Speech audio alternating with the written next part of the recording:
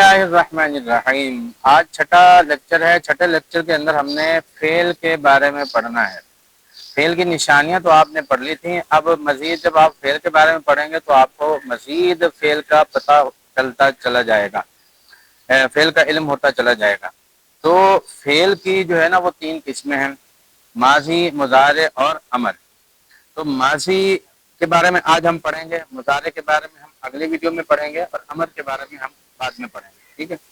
ماضی کا کیا مطلب ہوتا ہے؟ سب سے پہلے آپ یہ سمجھ لیجئے، بھئی جو کام گزرے ہوئے زمانے میں ہو تو اس کے لیے آپ جو لفظ استعمال کرو گے اس کو ماضی کہتے ہیں۔ مثال کے طور پر کل آپ نے کھانا کھایا تھا تو اس کے لیے آپ نے اب جو لفظ استعمال کرنا ہے وہ فعل ماضی کا لفظ استعمال کرنا ہے۔ مثلا اکل تو، میں نے کھانا کھا لیا، اکل تو طعام، یا ابھی جو وقت ہے اس وقت سے پہلے جو کام آپ نے کر لیا، تو جو کھایا ہے یا اس سے پہلے آپ نے پڑھا ہے یا اس سے پہلے آپ نے محنت کی ہے یا اس سے پہلے آپ نے جو کام بھی کیا ہے، اس کے لیے آپ نے جو فعل استعمال کرنا ہے، جو لفظ استعمال کرنا ہے، اس کو ماضی کا لفظ کہا جاتا ہے، ٹھیک ہے۔ مثال کے طور پر ابھی سے پہلے آپ نے کھانا کھایا تو اب آپ کیا کہو گے؟ عربی میں اکل تو، اکل تو طعام، میں نے کھانا کھا لیا، ٹھیک ہے۔ اسی لیے شربت الماء، میں نے پانی پی لیا۔ تو فعل کا لفظ آپ نے استعمال، ماضی کا لفظ استعمال کرنا ہے آپ نے، یا پھر آپ جو کام کر رہے ہو یا آئندہ کرو گے تو اس کے لیے جو لفظ آپ نے استعمال کرنا ہے وہ مضارع کا لفظ استعمال کرنا ہے، ٹھیک ہے جی۔ تو بولنے میں فعل ماضی اور مضارع کی پہچان سے آپ کو ایک تو بولنے کا طریقہ بھی آ جائے گا اور دوسرا ترجمہ کرنے کا آپ کو طریقہ بھی آ جائے گا۔ ماضی کا ترجمہ الگ طریقے سے کرتے ہیں اور مضارع کا ترجمہ الگ طریقے سے کرتے ہیں۔ مثال کے طور پر نصرہ ماضی ہے تو اس کا ترجمہ ہوگا اس ایک مرد نے مدد کی، اور ینصر مضارع ہے، اس کا ترجمہ ہوگا وہ ایک مرد مدد کرتا ہے یا کرے گا۔ سب سے پہلے آپ نے یہ دیکھنا ہوتا ہے کہ یہ فعل کون سا ہے، ماضی ہے، مضارع ہے، امر ہے، یہ چیز آپ نے دیکھنی۔ ماضی ہے تو ماضی والا ترجمہ کریں گے، مضارع ہے تو مضارع والا ترجمہ کریں گے، امر ہے تو امر والا ترجمہ کریں گے، ٹھیک ہے۔ تو سب سے پہلے آپ نے یہی دیکھنا ہے۔ ماضی کا آسانی سے پتہ چل جاتا ہے۔ میں آپ سے کہوں گا کہ آپ نے یہ ایک ماضی کی گردان یاد کر لینی ہے اور آگے چل کر آئے گی مضارع کی اور پھر امر کی، یہ تین گردانیں آپ نے یاد کر لینی ہے بس، باقی چیزیں سمجھانا ہماری ذمہ داری ہے۔ ویسے ہمارے جو طلباء ہوتے ہیں جو جامعات میں پڑھتے ہیں ان کو پورا سال گردانیں یاد کرائی جاتی ہیں، اس سے مزید پختگی ہو جاتی ہے، لیکن جو کہ میں چاہتا ہوں کہ ضرورت کے مطابق جو ہے وہ آپ کو ترجمے کی سمجھ بوجھ ہونی چاہیے، تو اس کے لیے آپ یہ دو گردانیں یاد کر لیں، اتنا ہی کافی ہے۔ تو اس سے آپ کو پتہ چل جائے گا نا، ماضی کی گردان جب آپ یاد کر لیں گے تو آپ کو پتہ چل جائے گا یہ ماضی ہے، مضارع کی گردان یاد کریں گے تو آپ کو پتہ چل جائے گا یہ مضارع ہے۔ پھر آپ ماضی والا ترجمہ کریں گے، ماضی ہے تو ماضی والا ترجمہ کریں گے، مضارع ہے تو مضارع والا ترجمہ کریں گے۔ تو دیکھیں ماضی کی کا پتہ ہمیں کیسے چلے گا، یہ ماضی کی گردان یاد کر لیں، فعل، فعلا، فعلوا، فعلت، فعلتا، فعلنا، فعلتا، فعلتما، فعلتم، فعلتی، فعلتما، فعلتن، فعلتو، فعلنا، 14 صیغے ہوتے ہیں، یہ آپ نے یاد کرنے ہیں۔ تو اچھا یہ یاد کیسے کرنے ہیں؟ پہلے 3 یاد کریں، پھر اس کے بعد 3 یاد کریں، پھر یہ 6 ایک ساتھ دہرائیں، پھر اس کے بعد مزید 3 یاد کریں، 9، پھر 9 کو ایک ساتھ دہرائیں، پھر 3 مزید یاد کریں، 12 ہو گئے تو پھر 12 کو ایک ساتھ دہرائیں، تو جب یہ یاد ہو جائے پھر مزید 2 یاد کریں، پھر 14 ہو گئے تو 14 کو ایک ساتھ دہرائیں۔ تو یہ 14 صیغے کیوں ہیں، میں اس کی وجہ آپ کو بتاتا ہوں۔ تو دیکھیں یہ گردان آپ یاد کر لیں گے تو ترجمہ یاد کرنے میں آپ کو آسانی ہوگی۔ تو جو ماضی ہے اس کا پتہ آپ کو گردان سے چلے گا، یا اس کا علم جو ہے نا وہ نشانیوں سے بھی ہو جائے گا۔ دیکھیں اس کے آخر میں کچھ نشانیاں ہیں، اگر آپ تینوں حرف پر زبر ہو، یا پہلے اور دوسرے حرف پر زبر ہو، بیچ والے حرف پر زیر ہو، فاعلا، فاعلا، فاعلا، تو اس طرح کا جو بھی لفظ ہوگا وہ ماضی ہوگا۔ مثال تو فاعلا، جیسے فاعل ہے نا، اس میں تینوں حرف پر کیا ہے؟ زبر ہے، تو کسی کے بھی 3 حرف پر زبر ہو ماضی ہے، جیسے ختمہ، کفرہ، نصرہ، ٹھیک ہے جی۔ اسی طرح عقلہ، تو باطلہ، تو یہ سب کے سب 3 حرف پر زبر ہے، ماضی ہے۔ اگر بیچ والے حرف پر زیر ہو تو وہ بھی ماضی ہے، جیسے علمہ، فاعلہ ہے نا، فاعلہ، پہلے حرف پر بھی زبر، آخری حرف پر بھی زبر، بیچ والے حرف پر زیر ہے، تو اس طرح کوئی بھی لفظ ہوگا تو وہ بھی فعل ہوگا، ماضی ہوگا، ماضی۔ جیسے علمہ، پہلے حرف پر بھی زبر ہے، آخری حرف پر بھی زبر، سمع، شاہدہ، حفظہ، ٹھیک ہے۔ تو یہ سب کے سب کیا ہے؟ فعل ہے، پہلے حرف پر بھی زبر ہے، آخری حرف پر بھی زبر ہے، اور بیچ والے حرف پر زیر ہے، تو اگر بیچ والے حرف پر پیش ہو تو بھی وہ فعل ماضی ہوگا، جیسے فاعلہ، پہلے حرف پر زبر، آخری حرف پر زبر، اور بیچ والے حرف پر پیش ہے، کاروما، کاروبا، کاسورا، باؤدا، تو ان سب کے بیچ والے حرف پر کیا ہے؟ پیش ہے، پہلے اور آخری حرف پر زبر ہے۔ تو بھئی یہ ماضی تین طرح کی ہو گئی، ابھی آپ کو پتہ چل گیا ہوگا ماضی کہ ایک وہ ماضی ہے تینوں حرف پر زبر ہو، ایک وہ ماضی ہے کہ بیچ والے حرف پر زیر ہو باقی دونوں پر زبر ہو، اور ایک وہ ماضی ہے کہ بیچ والے حرف پر کیا ہو؟ پیش ہو اور باقی دونوں حرف پر زبر ہو۔ ٹھیک ہے، تو اس کو اس طرح ماضی کا آپ کو پتہ چل جائے گا۔ اچھا، پھر اس کے بعد ماضی کا تو آپ کو پتہ چل گیا، اب ماضی کے جو لفظ ہوتے ہیں نا وہ 14 ہیں۔ 14 لفظ کیوں ہیں؟ تو میں یہ چیز آپ کو سمجھا دوں کہ 14 لفظ اس کے کیوں استعمال ہوتے ہیں۔ دیکھیں، جب بھی کوئی بندہ کام کرتا ہے نا، کام کرتا ہے تو کام کے لیے آپ کو کام کرنے والا چاہیے، تو اس کو فاعل کہتے ہیں۔ جو کام کرنے والا ہوتا ہے نا اس کو، مثال ہم لے لیتے ہیں مدرسہ بنانا۔ اب مدرسہ جو بنانا یہ ایک کام ہے، تو اس کے لیے آپ کو جو ہے نا وہ فاعل چاہیے، یعنی کام کرنے والا چاہیے۔ اگر کام کرنے والا نہیں ہوگا تو مدرسہ کیسے بنے گا؟ تو مدرسے کے لیے فاعل چاہیے۔ تو کام مدرسہ بن رہا ہے تو مدرسہ مفعول ہے، جو چیز بن رہی ہو وہ مفعول ہے، اور جو بنانے والا ہوتا ہے وہ فاعل ہوتا ہے۔ ٹھیک ہے، اور بنانا فعل ہو گیا، کام ہو گیا۔ تو مدرسہ بنانا کام ہے، تو اس کے لیے آپ کو فاعل کی ضرورت ہوگی۔ اب کبھی ایسا ہوتا ہے کہ فاعل ایک ہوتا ہے تو اس کو کہتے ہیں واحد، اگر فاعل ایک ہو تو اس کو واحد کہتے ہیں، واحد کا معنی ہوتا ہے ایک۔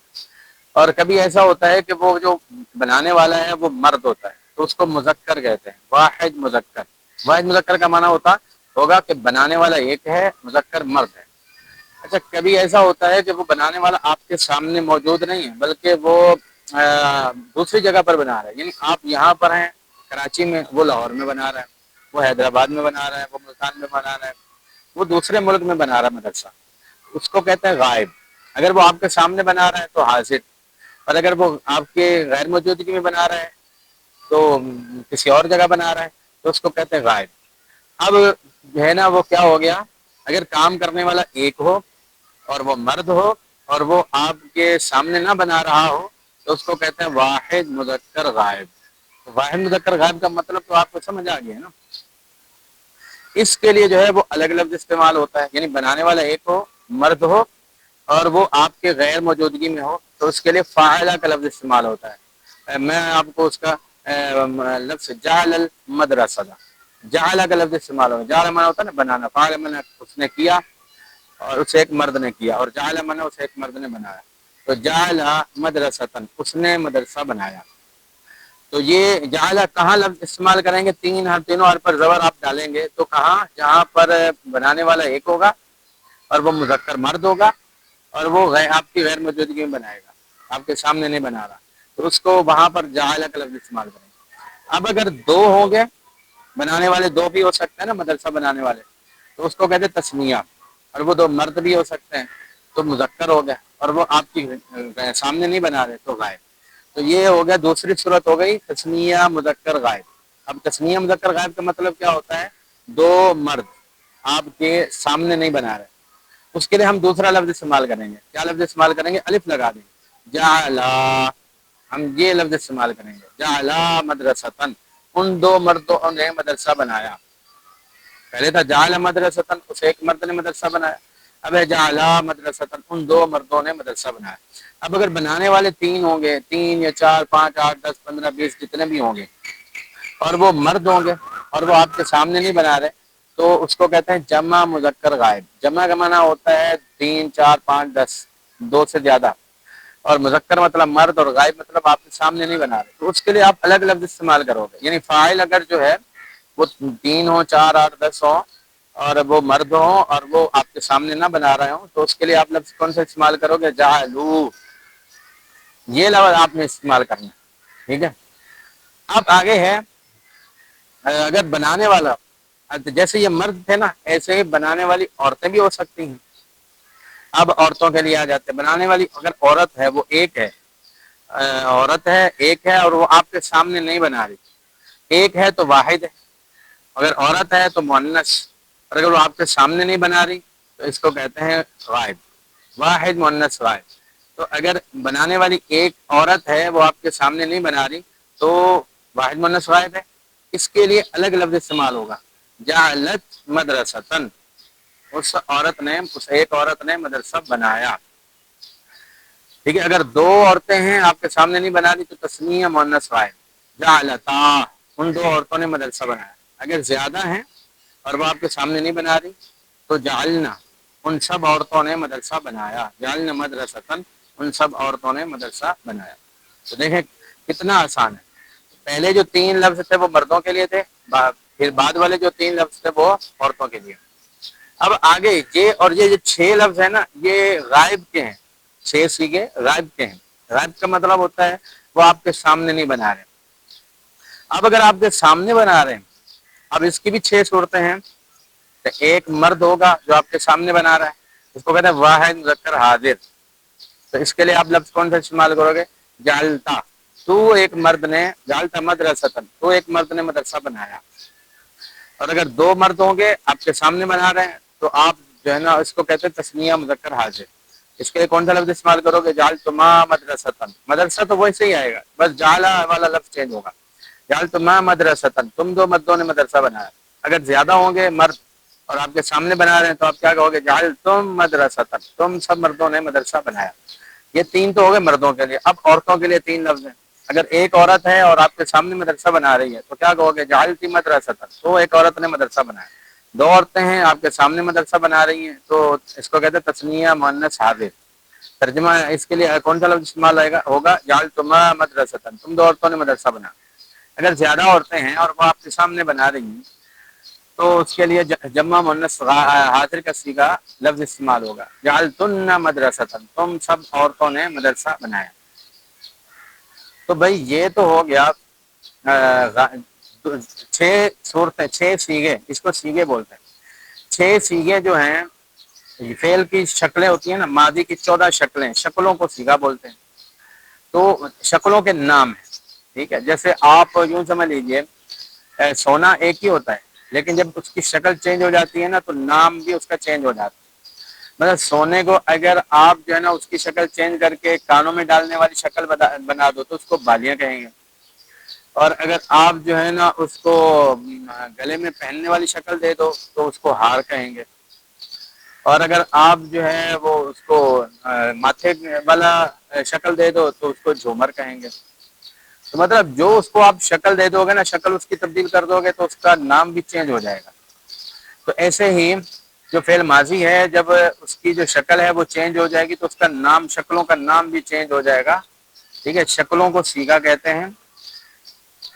تو ہر شکل کا نام رکھا ہوا ہے، ہر شکل کا نام، تاکہ آپ کو پتہ چلے کہ اس شکل کا یہ نام یہ ہے، اس شکل کا نام یہ ہے، اس شکل کا نام یہ ہے، تاکہ ترجمہ کرنے میں آپ کے لیے آسانی ہو۔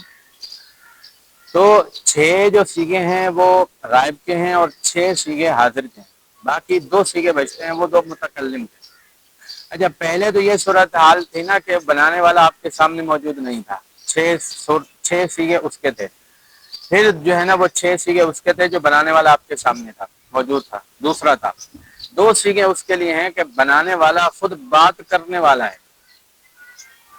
جو بندہ بات کر رہا ہے وہی بنا رہا ہے، ٹھیک ہے جی۔ تو وہ کون سا لفظ استعمال کرے گا؟ وہ متکلم کا لفظ استعمال کرے گا۔ اگر ایک ہے تو وہ واحد متکلم کا لفظ استعمال کرے گا، زیادہ ہے تو وہ جمع متکلم کا لفظ استعمال کرے گا، ٹھیک ہے۔ جعلت مدرستن، میں نے مدرسہ بنایا، جو بندہ بات کر رہا ہے بنانے والا بھی وہی ہے۔ اچھا جیسے مثال ہے جعلتما مدرستن، تم دونوں نے مدرسہ بنایا، یہاں بندہ بات کوئی اور کر رہا ہے، مدرسہ کوئی اور بنا رہا ہے۔ اور جعلت مدرستن، میں نے مدرسہ بنایا، یہاں جو بندہ بات کر رہا ہے وہی مدرسہ بھی بنا رہا ہے۔ تو اس کو کہتے ہیں یہاں پر جو فاعل ہے وہ متکلم خود ہے، اس لیے اس کو واحد متکلم کہتے ہیں۔ ایک ہو تو واحد متکلم، دو یا دو سے زیادہ ہو تو وہ جمع متکلم ہے۔ تو جو واحد متکلم ہوتا ہے مرد ہو وہ بھی وہی لفظ استعمال کرے گا، عورت ہے تو بھی وہی لفظ استعمال کرے گی، جعلت۔ مرد ہے تو بھی کہے گا جعلت میں نے مدرسہ بنایا، عورت ہے تو بھی کہے گی جعلت میں نے مدرسہ بنایا، مرد عورت دونوں کے لیے ایک ہی لفظ استعمال ہوگا۔ اس لیے ماضی کے کتنے لفظ ہوتے ہیں؟ 14 سیغے۔ تو بھئی یہ جو 14 سیغے ہیں یہ گردان کی صورت میں آپ کو یاد ہوں گے۔ اب آپ نے کرنا کیا ہے؟ سب سے پہلا کام تو آپ نے جو ہے نا آج کے لیے اتنا ہی کرنا ہے کہ آپ گردان یاد کر لیں. پوری گردان یاد کرنا ایک دن میں کوئی ضروری نہیں, آپ آدھی گردان یاد کر لیں, کوئی مسئلہ نہیں. ٹھیک ہے جی, پہلے آدھی گردان یاد کر لیں, پھر اس کے بعد آپ 6 سیگے یاد کر لیں.